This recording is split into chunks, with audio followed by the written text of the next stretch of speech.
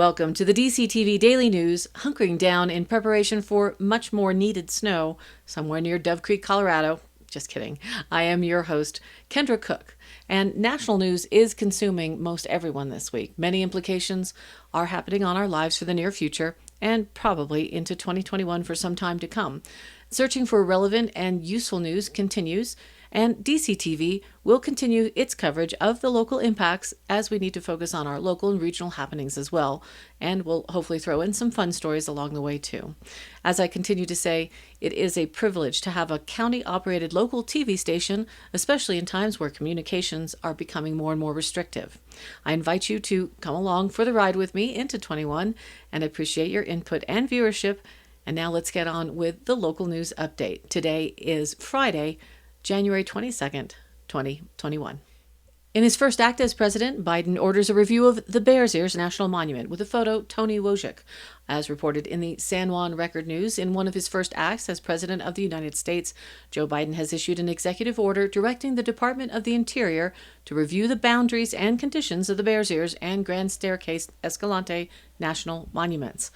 The Bears Ears in San Juan County was designated by President Barack Obama back in 2016. The boundaries of the monument, initially 1.35 million acres, were cut by 85% in 2017 by President Donald Trump.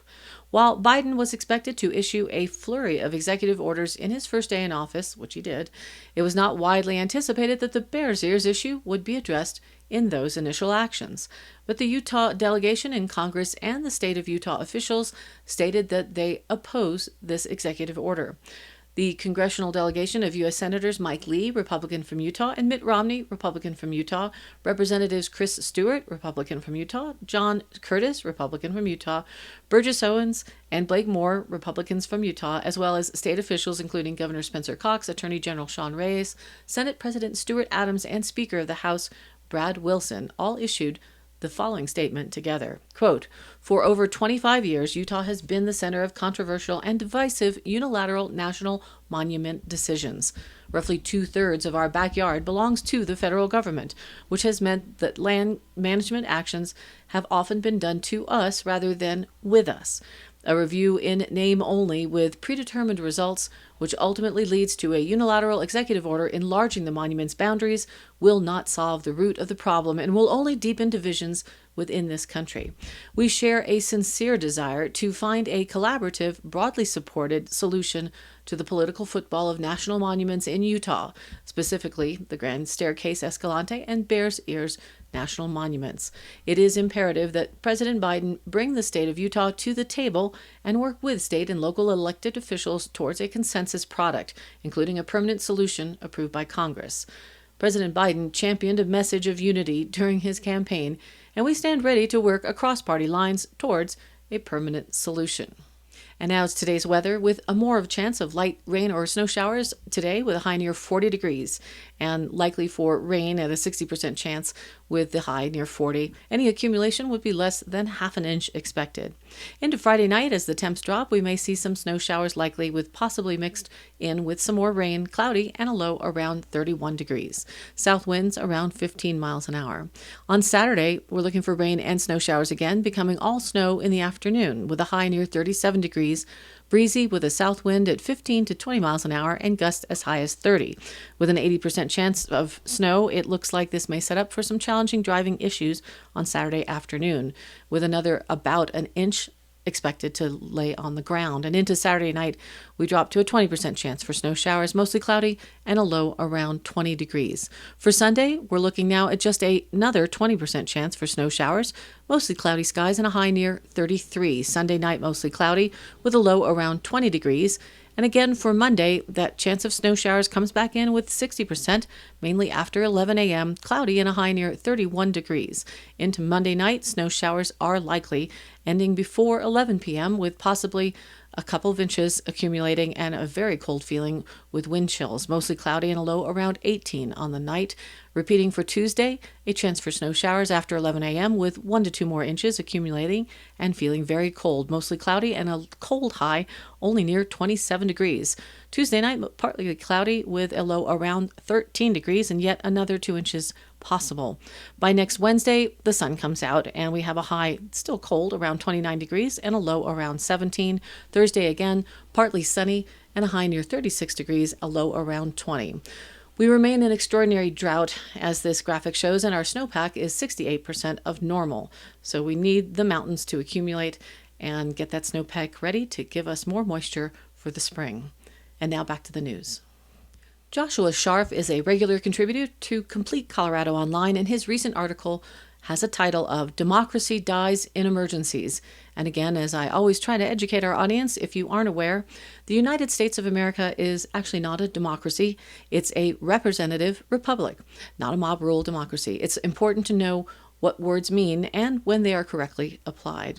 A couple of days after the new regime has been installed, I found this a suitable read for today. Mr. Sharf wrote the following, and it's a pretty long one, so hold on.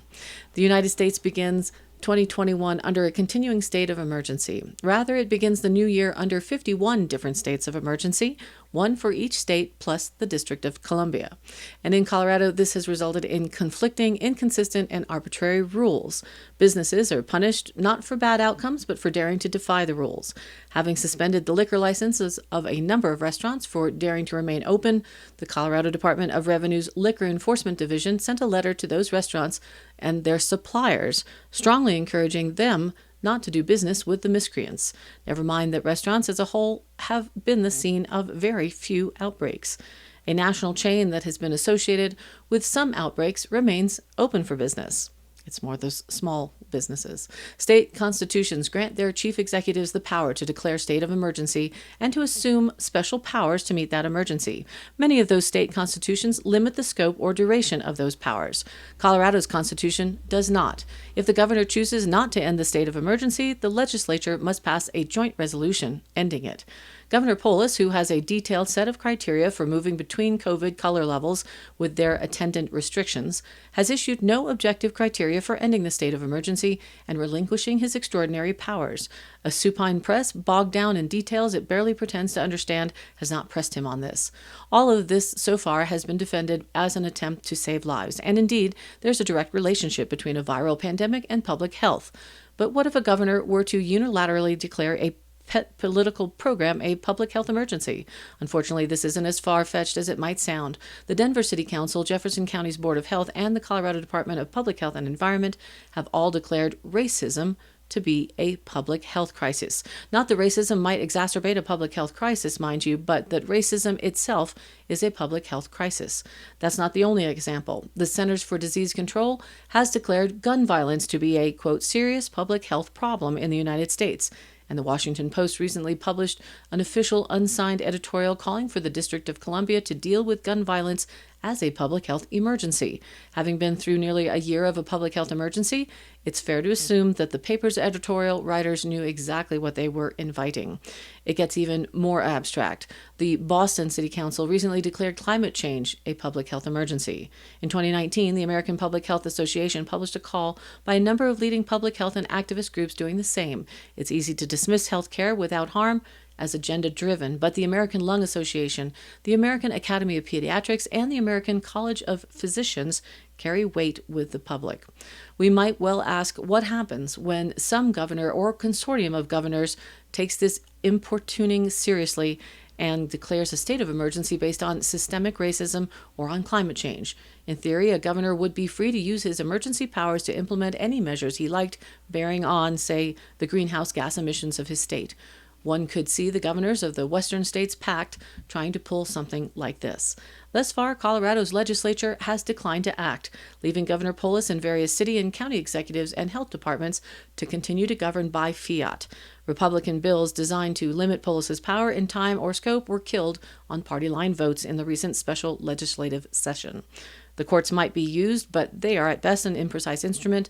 With the exception of Michigan's Supreme Court, courts have been unwilling to reject governors' overall emergency powers, leaving litigants to take on the government one regulation at a time, and the reaction to Supreme Court Justice Samuel Alito's statement in a speech to the Federalist Society that COVID restrictions pose previously unimaginable restrictions on individual liberty, mostly from left-of-center sources, bodes ill for resistance to such notional measures.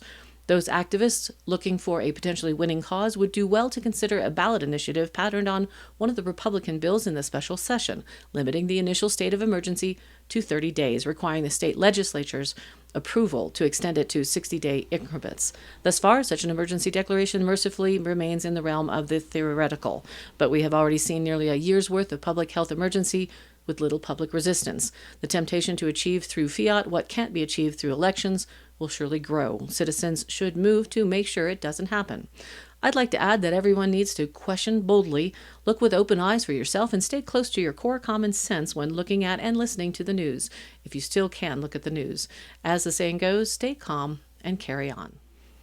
And the Dolores County Sheriff's Roundup for the week of January 11th through the 17th. A semi was reportedly swerving all over the road on Highway 491. A deputy made contact, and the semi and the driver was determined to be, not the semi, but the driver was sleepy. The truck driver chose to pull over and get some sleep. As they assisted Colorado State Patrol on a non-injury vehicle accident, they investigated a report of harassment by a local resident, received a report of careless semi-truck drivers unable to locate the driver.